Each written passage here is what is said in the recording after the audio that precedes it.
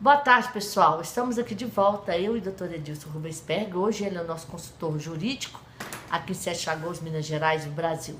A gente vai estar falando um pouquinho de um assunto muito interessante, porque cada vez que eu venho aqui no consultório dele, no escritório dele, melhor dizendo, ele tem um assunto interessante. E hoje eu vou fazer uma pergunta para ele, o quê? Por que surgiu os conselhos? Por que o povo preocupa hoje com os conselhos? E os conselhos hoje são de pessoas idôneas e sérias. Boa tarde, doutora Edilson. De novo conosco aqui, no Boa canal tarde. de Márcia Varia. Boa tarde. Eu gosto tanto de você, Márcia, o jeito de você entrevistar, gente simples, humilde, tão cativante, que é de você entrevistar a gente, tal. Gosto muito de conversar com você e conversar com você e com os seus internautas. É um prazer grande. Olha, qual o escopo, a essência dos conselhos? Sim.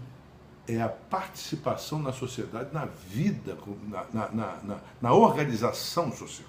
É a participação do cidadão, da cidadã, do corpo social, na organização dessa estrutura também social. E isso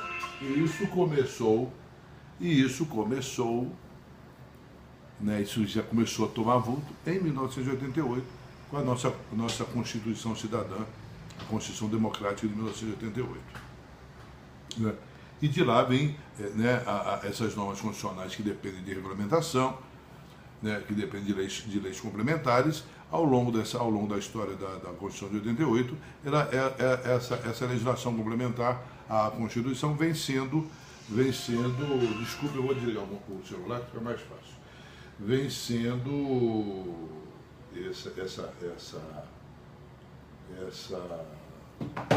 essa legislação complementar à Constituição vem sendo elaborada. Na elaboração dessas leis complementares veio no seu bojo a lei, né, as leis que regulamentam os diversos conselhos. Sim. Então o conselho é isso, o conselho é chamando a sociedade civil, é o Estado chamando a sociedade civil através da Constituição e através das leis complementares, e através da legislação e através dos nossos legisladores, o Estado chamando a sociedade civil para participar da ação e das decisões de Estado. E o Conselho melhorou muito. Nós temos exemplo aqui em Sete Lagoas, não é isso? O Conselho de Defesa Social, que fez um trabalho magnífico na época que o senhor era juiz, Verdade. que a nossa presidente era Graça. Ela ajudou muito a delegacia de polícia, O 25º Batalhão. o 25º Batalhão e várias outras coisas através do Conselho, porque ela corria atrás, ela ia atrás do governador, ela procurava verba. Então o Conselho é muito importante na sociedade, não é isso, doutora Edilson? Porque o Estado não se basta, né? Ele não resolve tudo, ele precisa ouvir a comunidade, ele precisa ouvir o seio social. Tanto é que existem as audiências públicas também para ouvir, né, a sociedade, os técnicos daquela determinada área de atuação. Então os conselhos são muito importantes, os conselhos, né? E os conselhos, Conselho de Segurança Pública, Conselho Tutelar, Conselho disso, Conselho daquilo, né? E isso é semelhante ou praticamente idêntico às chamadas agências reguladoras. Exatamente. Que há Que é um discussão. pouco diferente. Porque as agências reguladoras não é propriamente a sociedade civil, né, que a compõe as agências. É muito semelhante, mas não é igual, porque é um órgão também mais administrativamente integrado com o próprio Estado, né? Mas essas agências reguladoras, como a Anvisa, a ANS, e a Agência de Águas, enfim, né? Todas essas agências reguladoras, né, é um pouco diferente, porque as agências reguladoras, elas determinam, elas têm uma participação mais determinante, mais incisiva, né? mais de obrigar, né, aqueles setores econômicos ou sociais que ela regula, né, como é que se diz, para cumprir as suas determinações. Exatamente. Já os conselhos não têm essa força toda. O ideal é que tivesse. É melhor, né? O ideal é Seria que tivesse. ideal. O Conselho Nacional da Criança e Adolescente, CNA, Conselho Nacional da Criança e Adolescente, né? Os próprios conselhos tutelares. Sim. Então eles estão muito atrelados ao Poder Executivo, né? Eu, por exemplo, sou favorável que os conselhos tutelares fossem vinculados ao Poder Judiciário, ao juiz da infância e da juventude, e não ao Poder Executivo. E não porque o Poder Executivo os conselhos ficam meio que subordinados às intempéries políticas, não é? Muitas vezes o conselheiro tutelar ou o Conselho Nacional de Direitos da Criança e Adolescente, o CNDA, eles ficam com CNDCA, né? Conselho Nacional de Direitos da Criança e Adolescente. Os conselhos tutelares do CNDCA fica assim com receio de contrariar o prefeito, que é a municipalidade que os remunera. Exatamente. Então o ideal é que eles fossem desvinculados da municipalidade, do Poder Executivo, e sim ao Poder Judiciário. Assim, o conselho seria com mais força, para agir com mais rapidez. Porque a lei diz que ele toma as suas decisões e ele mesmo as executa. Sim. Não é? Ficando o juiz da infância, no Conselho Tutelar, por exemplo, né?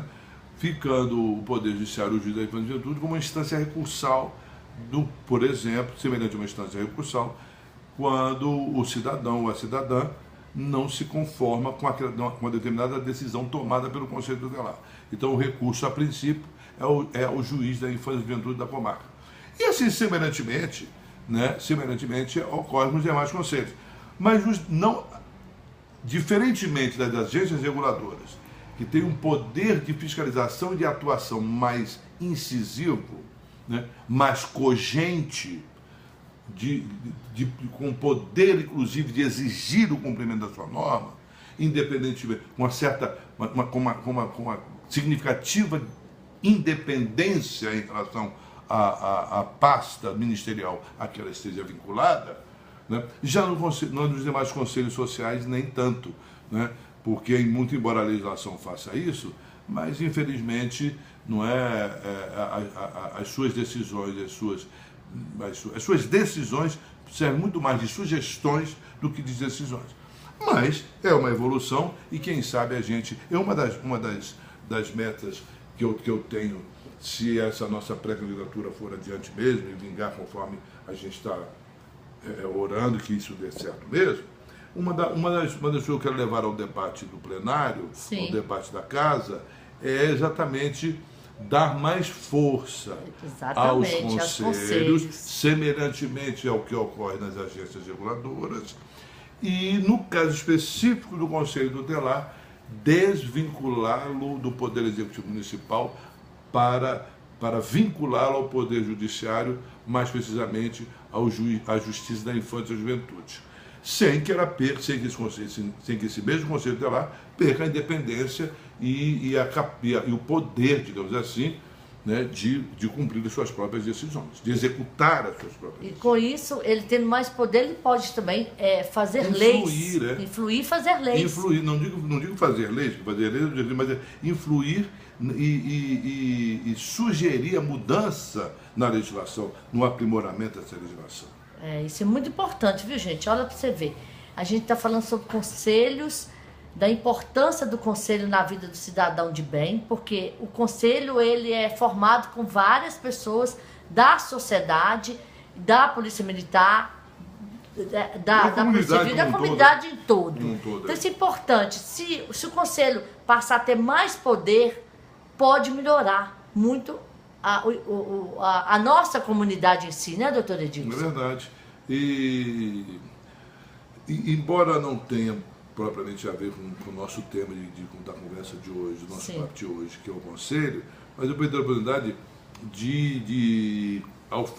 ao redisciplinar isso, né, tentar fazer uma lei mais fácil de cumprimento, e uma legislação na qual o empresariado confie mais, e aprimore mais, ele não fique tão, como é que eu posso dizer, tão desconfiado da aplicação dos recursos, que é o FIA, o Fundo da Infância, da Infância e da Adolescência. Sim. Que quando você transfere 2 a 6%, ou de 2, acho que 2% da pessoa física e 6% da pessoa jurídica, ou vice-versa, não me lembro agora, em que você transfere 2% do seu imposto de renda devido, vai direto para a comarca onde está sediada aquela empresa, em benefício das ações do Conselho das ações em favor da criança e do adolescente. Isso é muito bom. É muito bom e não aumenta nenhuma despesa para o empresário. Se ele tem que recolher,